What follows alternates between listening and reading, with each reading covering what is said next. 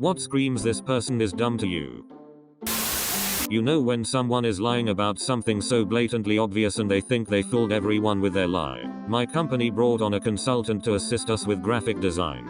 This guy proceeded to tell us that one of his previous jobs was on an army base and that at lunch he would sneak into the silos to paint peace symbols on the nuclear missiles. He didn't last 2 weeks before security escorted him out the door. Using buzzwords without knowing what they mean, especially when you ask them to clarify what they are talking about, and they continue regurgitating the same buzzwords. Non-native English speaker here TFR buzzwords.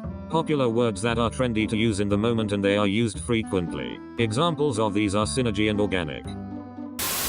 They've never experienced that, therefore it must not be true. Or the people who experienced something different so clearly no one else can have a different experience. This is my sister and her refusing to believe how severe my epilepsy is. Even though she's a nurse, she doesn't believe my epilepsy can be that bad because she's seen other epileptics.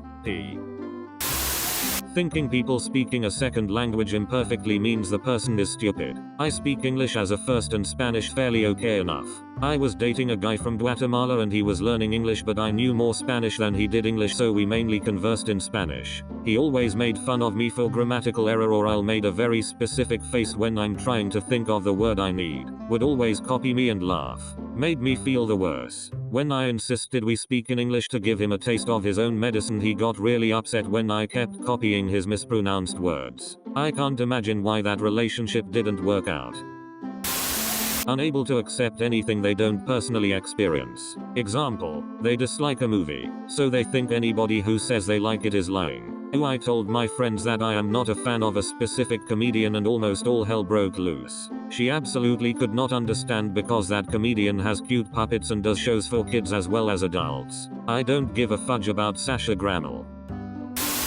The more important they make themselves sound, the less important they generally are. The number of really ignorant people who overvalue themselves inside their company. Oh, this place would be screwed without me, etc. OMG. Yes, I had a friend that said that kinda stuff about her son. The place would close down in a week if son left cause he's the only one who knows what he's doing. Son got fired and, shockingly, the place is still up and running 20 years later.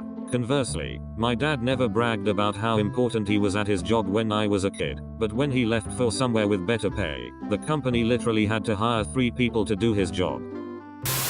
Inability to perform any type of critical thinking and only believing and memorizing what they are taught and told. These people often have little to no curiosity and are afraid of change and the unknown. I once dated a guy who was an aerospace engineer and his sister was a doctor, and they both had the critical thinking skills and emotional intelligence of a bag of rocks. I spent years assuming they were smarter than me because of their jobs, but in hindsight, I think they were both just really good at memorizing shit and then acting like superior beings because of their respective job titles. I was rooming with a guy who was in college for mechanical engineering. His dryer door wouldn't trip the sensor telling the machine it was closed and he couldn't for the life of him figure out what to do. I taped a quarter inside the door so it would hit the sensor. Easy as pie and he couldn't figure it out with all his education. I'm convinced you don't need to be smart to get a degree.